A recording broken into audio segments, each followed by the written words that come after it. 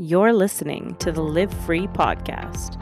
I'm your host, Christine, certified life coach, pain to power mentor, and creator of Embody You Mindset Mastery School. I'm here today to discuss living life after disease, disaster, or adversity, to discuss living life fully once again, a life of hope, peace, and resiliency, a life fully embodied. I utilize the lessons that I learned going through not one, but two primary cancers. I'm here today to guide you to the life of your dreams, turn your pain into power, and lead you back to yourself.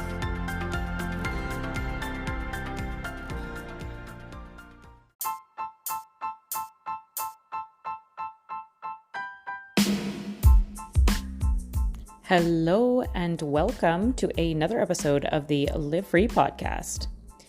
Today I have Jennifer Draper on the podcast. It is an absolute honor to have her. She has been working for 14 years in the event industry. She has created nonprofits for the Little Wonders Family Program. She has a brand called Ember where she creates lead event planning services. She's got an early childhood certification, education diploma.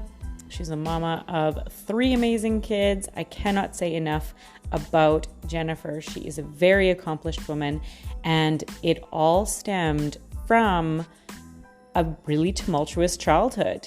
And so I'm really excited for you to hear her pain to power story.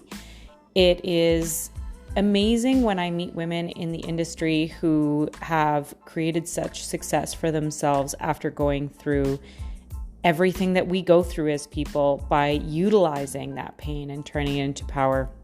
I know I am inspired, and I know that you will be too. So enjoy the episode and let's get started.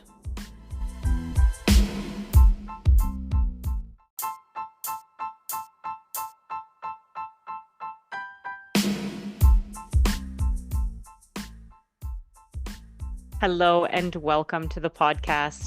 Today I have Jennifer Draper with me. Thank you so much for being here. So let's start with, where in the world are you from? I'm originally from Edmonton, so I was born and raised there. I came to Saskatoon when I was 23.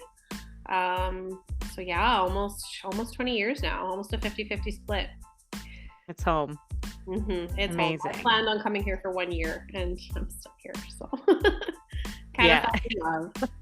Loved it. Mm-hmm. Well, that's so great. Well, it's just such a pleasure to have you on the podcast. I've heard you speak on stage. I've heard you tell your story before, and I knew as soon as it popped into my head, I was like, yeah, absolutely, I need to connect with her, because your story is so much of one to pain power. So with your background here in Edmonton, what was your upbringing like? I know that this definitely circles around your childhood, so let's start there. Yeah, oh my goodness. I guess how far back do we want to go? So I guess I was raised by my grandparents from the time I was just under 3. So I went to live with them 3 months before my 3rd birthday. My mom was in a bit of an unhealthy lifestyle pattern, and I ended up getting put into a few dangerous situations. So my grandparents took me in for a few months, and unfortunately, my mom wasn't able to get me back. So I guess unfortunately, but fortunately, so my grandparents took legal guardianship of me, and I was with them until I was 18. So wow. Yeah, so I stayed with them, and I guess that's like the very condensed version. Yeah. Yeah. So for you, you didn't really have a mother figure, father figure, any sort of safety in that parent world. You had your grandparents, which from what I understand, they are very special to you. Is that correct? They were very special to me. I just recently lost so when I say mom and dad, like I'm referencing my grandparents, just I was with them for so long that it just was like a natural transition to call them that. But I lost my dad in September, so that's been a big adjustment to not have him anymore. But yeah, we were adjustment. Yeah, so it was a very, very unique relationship growing up. It was as special as they were to me. Like it still wasn't easy to be raised by like that different generation. And especially my grandfather was in the military, so it was like very, very strict, lots of rules. Definitely far more rules than my friends had. So it was a challenge that way. Like time, I still remember some of my friends, like some of their memories of me in like high school was that I had timed phone calls. So like if I was talking to my friends, I had like a set amount of time. So I guess similar to setting screen time for our kids now, I had phone call time. So that's something my friends still kind of tease me about. But that's cute. Is that where you got your love of hockey from? Yes. Yeah. Saturdays, my dad and I, it was Hockey in Canada. Like you didn't talk during Coach's Corner. You didn't talk unless it was a commercial. He bought me my first hockey cards. So I like had all my hockey cards organized in a binder by team and then alphabetically by player. And yeah, so it was definitely our thing. Very different teams that we cheered for. He was wrong in his choice, but I love the competitive nature. Oh yeah. Amazing. Okay, I figured it had to stem from something because you and hockey are like two peas in a pod. That and Eminem. Yes. Okay, so that is extraordinary. So you had really strong figures in that way. Your mom was not a very strong figure, it sounds like. Did you keep connection with her? I mean, if it's appropriate for me to pry. Yeah, absolutely. We did keep connection until I was around 10 years old. And then it just started getting too inconsistent and too difficult for me. I would never know when those visits were going to happen. Like they were supposed to be certain days of the week at certain times, and I still remember like sitting on the front steps like waiting for her to get off the bus, and then I'd be out there all day because I was so sure that she was going to visit that day, and then she maybe just missed the bus. And so it was just like stuff like that kept happening. So and it's funny because I look at my daughter. I've spoken about this before, but she is the same age I was when I chose to cut off contact, and I felt so old. And then I look at her and I'm like, I can't imagine her having to make that decision that she didn't want to keep a relationship with me because it was too painful. Like I just can't imagine that for her. So right. You had to grow up really, really fast. Yeah, and I think deep down, like even though it was my decision, I think I always hoped that she would like want to fight for that and like find me or talk to me in that regard. So I think there was definitely like that mother wound there for me of like feeling abandoned and not feeling chosen that kind of had a trickle effect into so many relationships in my life. Right. Well, and that really leads me to my next questions is the trickle effect. Like where did that begin to show up for you? Like was it as early as high school that it started to like this wound of, like you say, the mother wound of not having someone who you can rely on? Or was that, later on in life? I think it was like I was definitely always there. I just wasn't aware of it until after my first divorce when I started counseling. That's really where that eye-opener came, where it's like, okay, why did I choose this? Like, why did I choose this person? How did I get here? How am I a single mom? And so my counselor, we just like went right back to day one, like my earliest memory, and just went from there. So yeah, that's really when I started being aware, and all of the former pieces, I'm just like, oh my gosh, like why didn't I start counseling like 10 years ago? Like this would have saved me so much. But I guess you have to follow that process and that journey and get there in your own time. Yeah. And doesn't it speak to the importance of counseling and how, we all think that we need to wait until we're at the bottom of the barrel. But had you gone back 10 years, you would have maybe never entered into that, first marriage or anything like that. Yeah. Okay. So that would have been really eye-opening for you, I think. Going from, just feeling like, no, I don't have a wound here, I'm good, and then realizing it's all there. Did it kind of come crashing in, or was it something that you were prepared for? I was not prepared because I was not expecting to talk about my childhood in that counseling session. I thought it was just going to be like talking forward, like talking about being there for my kids and navigating separation and co-parenting and all of that. So I was not prepared to like step back in the time machine.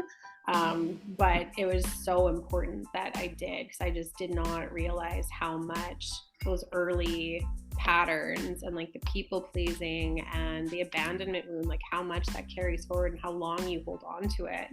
And I don't know that it'll ever go away for me, but now I have that awareness where it's like, okay, I know I'm reacting this way because of this. This isn't something this other person has done. Like, this is me. I need to go meditate. I need to go to a hockey game. I need to do something for me and just like reset. Wow.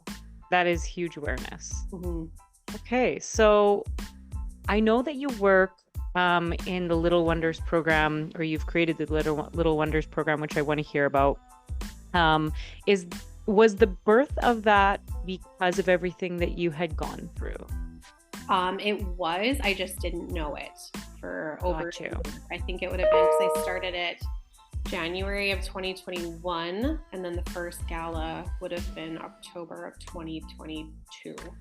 So it was over a year before I put the pieces together. And then right before the first gala, I kind of had this moment where I was like, oh, that's why I started this. So when I started it, I had seen a mom post that she didn't know where she fit in because she had a child newly diagnosed, and all the people in her life wanted to be there for her, but it just wasn't the same. Like, no one was speaking the right language to her to like make her feel seen.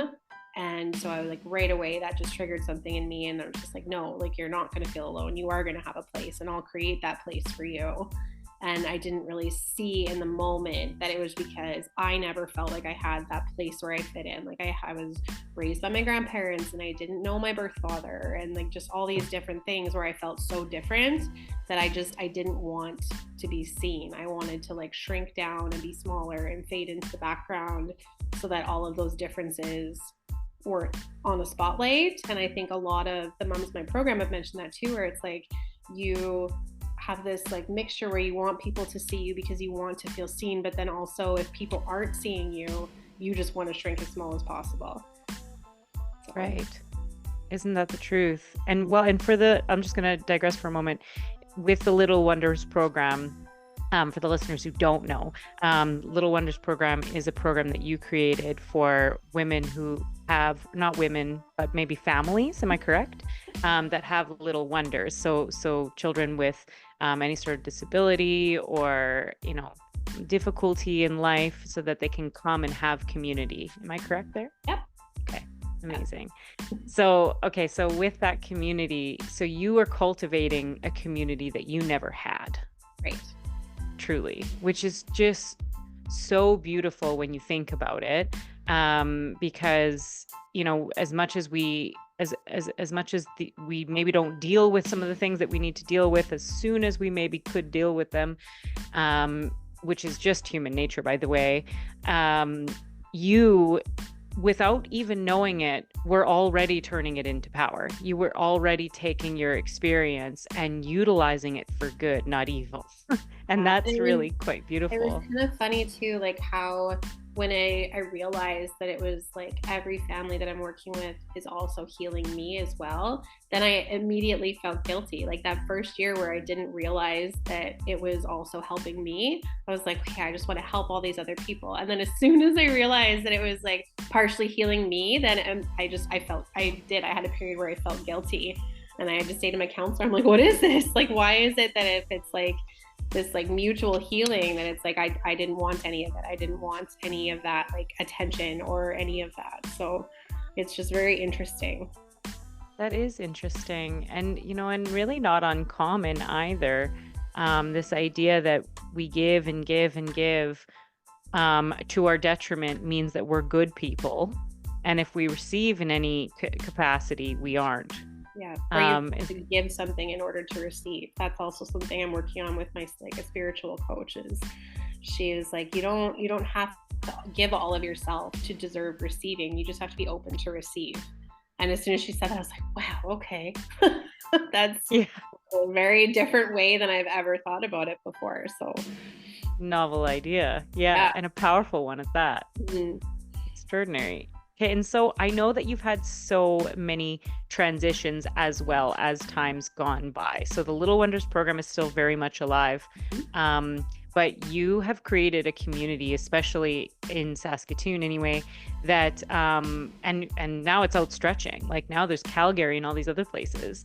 But you've started to create community beyond just Little Wonders. Like you've started to create empowerment communities among hundreds of women, where they come together and they have subject matter where they begin to feel seen, is really what, from my seat anyway, what I see of you, which is why like I've always obsessively messaged you and been like, I don't know how you're doing this, but you're changing the world and I'm so impressed.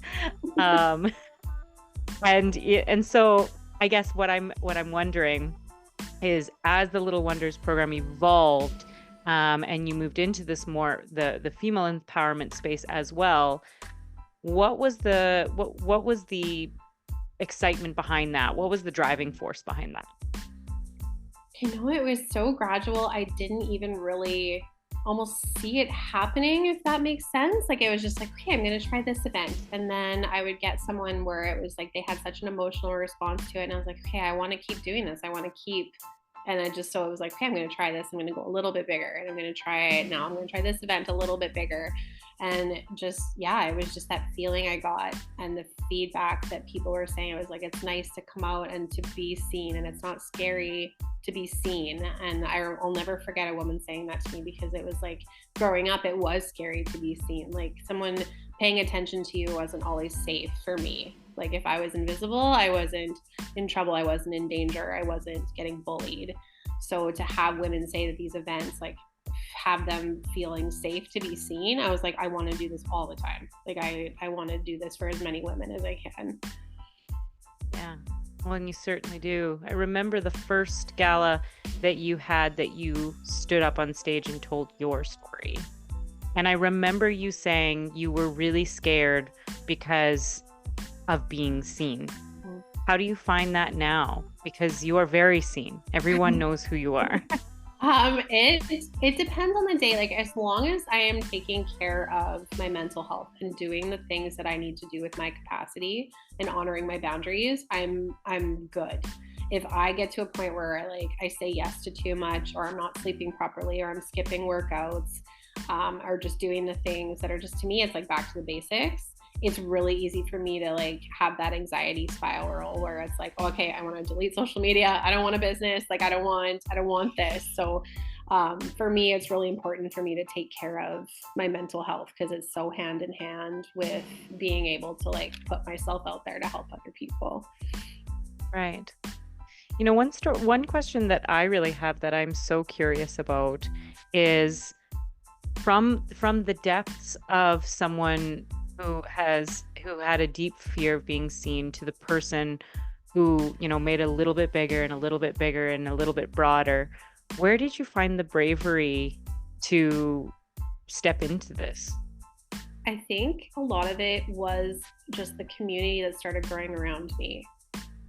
Just that power of, it's like, I'll do this, and whether it fails or not, I know I've got at least one person who is going to be there to help me if I need to. I almost said pick up the phone. We know I don't pick up the phone to call anybody. I don't talk. I don't use my phone for that. But there's always someone there if I needed it. So it was just, as I kept trying, and some were successful and some were failures, but just knowing that community was building around me, so that it didn't matter if what I was trying failed or succeeded. There was people rooting me on and cheering for me. I think that was a really big part of it. So truly, in the spirit of serving, you found your success in that route. You hear a lot of times about people who imposter syndrome and all these things. And what's so interesting about that is that it's And I mean, I don't mean selfish, because I don't think selfish is a bad word. I actually think it's a very positive word, but it's very self-focused when you feel like an imposter.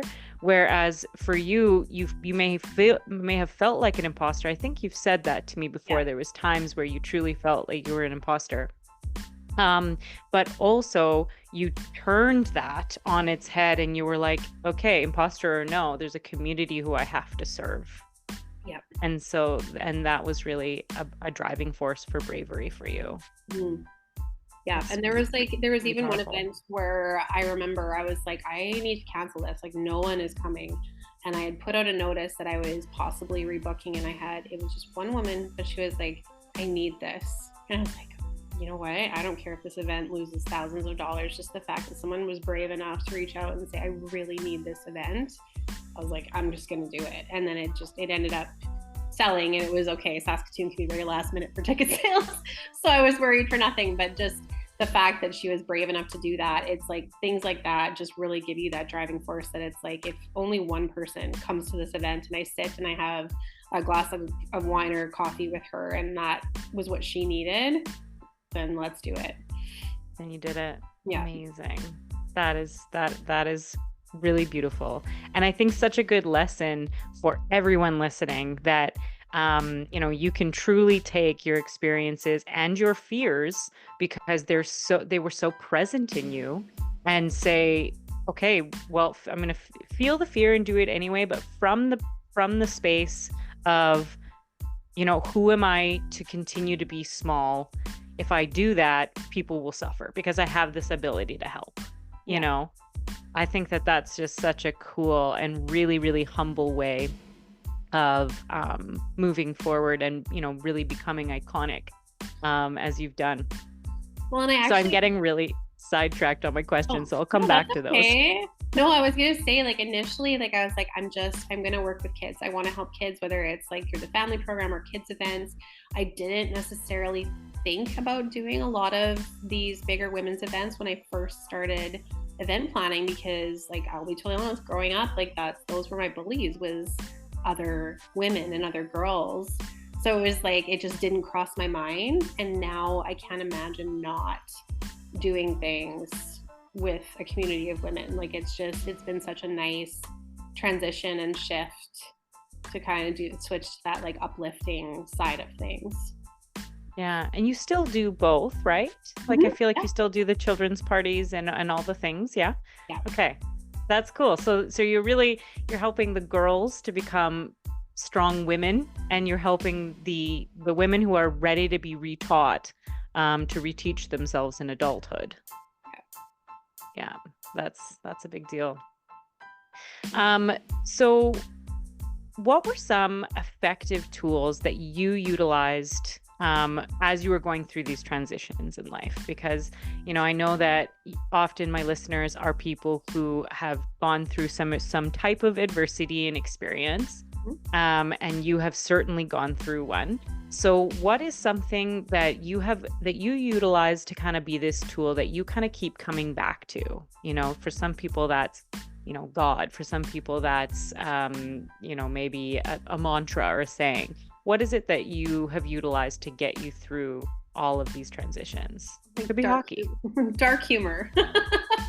I mean, I'm joking, but I really do. Like, I actually, like, there are times where I'm just like, I have to throw out that joke about it, because if it can't be funny sometimes, then it can be very consuming. So I do very much use humor to get through harder times. And yeah, like, the Oilers definitely, like, when you say hockey, like, it's very true. Like, that team, there was times where it was like, I didn't know what the next day was going to bring, and it was really hard, but knowing, like, focusing on, like, how are they doing? How are their stats? What are the playoff chances? Like, it sounds kind of silly saying it, but yeah, that team did pull me through some, like, really, really dark times. So now I schedule my entire life around their schedule, but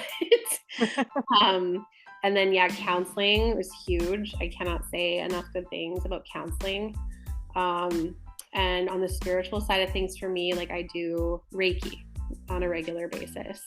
I have a couple ladies that I go see, so I really like that. And they are really big with helping teach like mindfulness and being able to quiet my mind somewhat so I can meditate. And I started doing a gratitude journal last year. So every night I write down 3 things that I'm grateful for.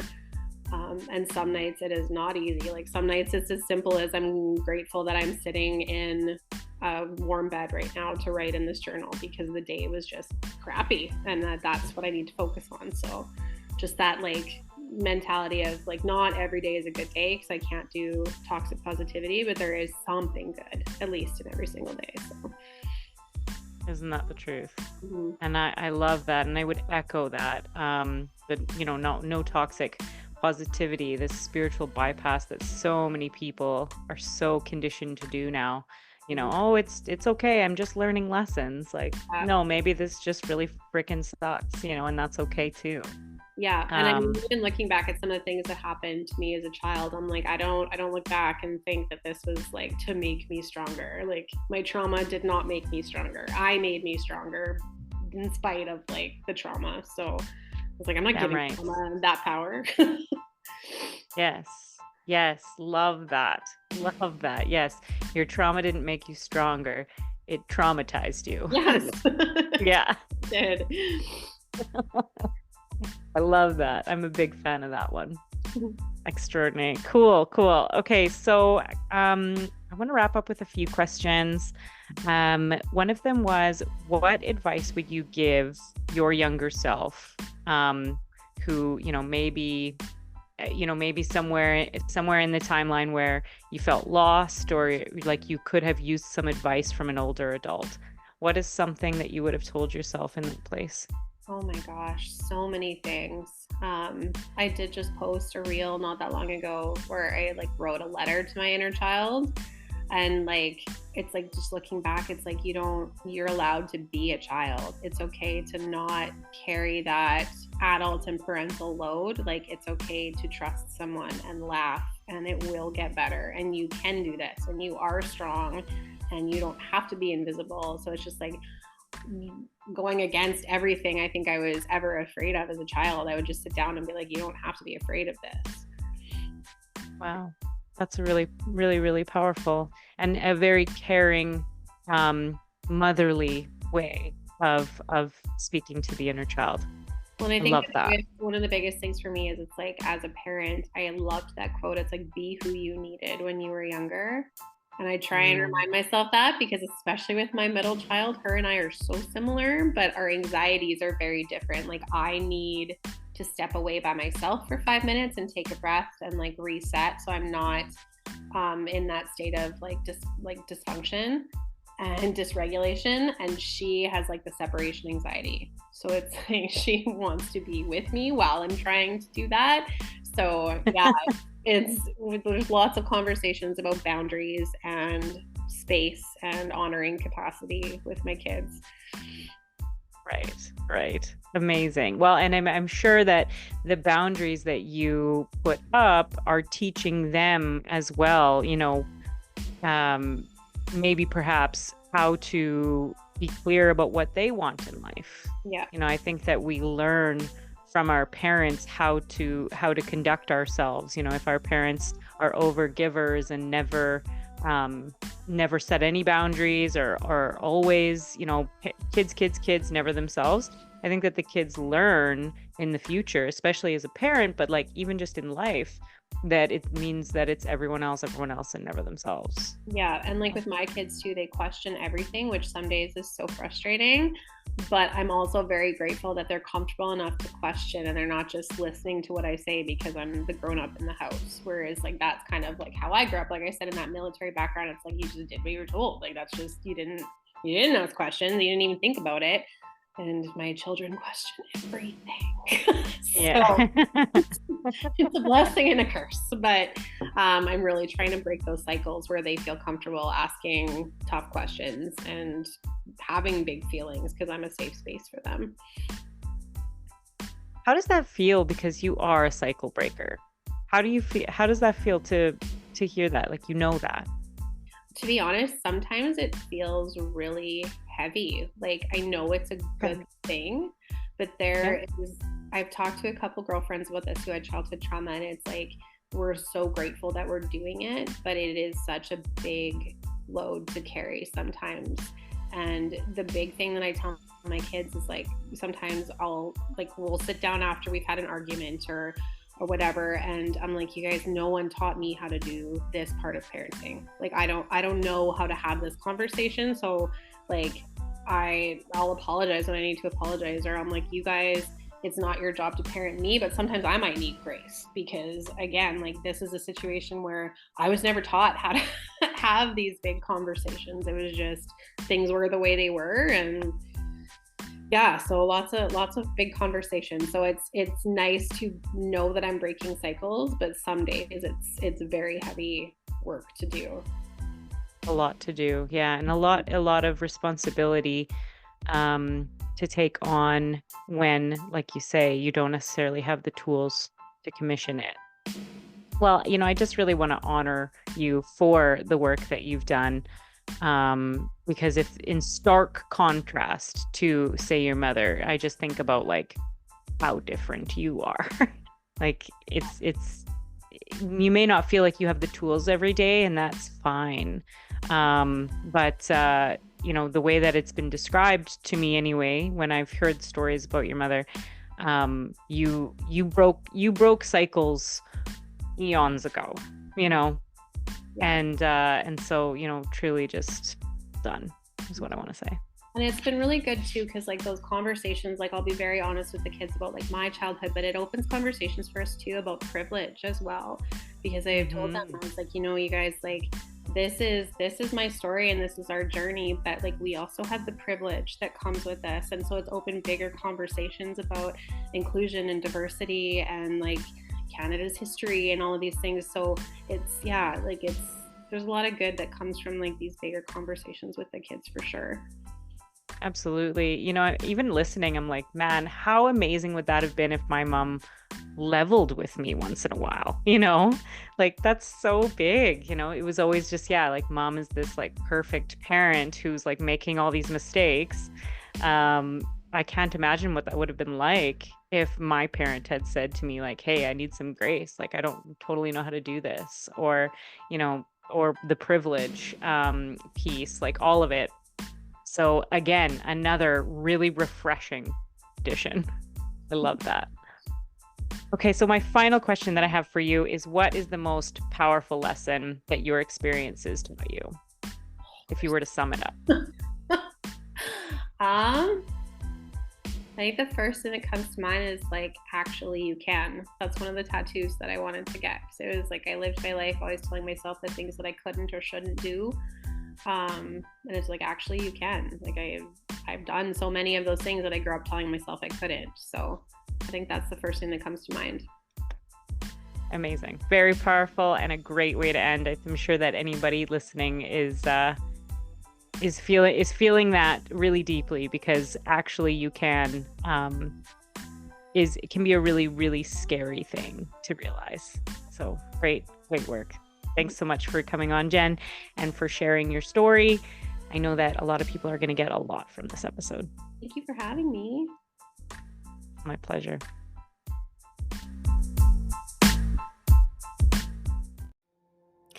Thank you so much for listening. If you found expansion with this last episode, then that means that others will too. And the best way to get the word out about the podcast is by leaving a review. I would be so grateful if you could leave me a review and let me know how you felt about the podcast.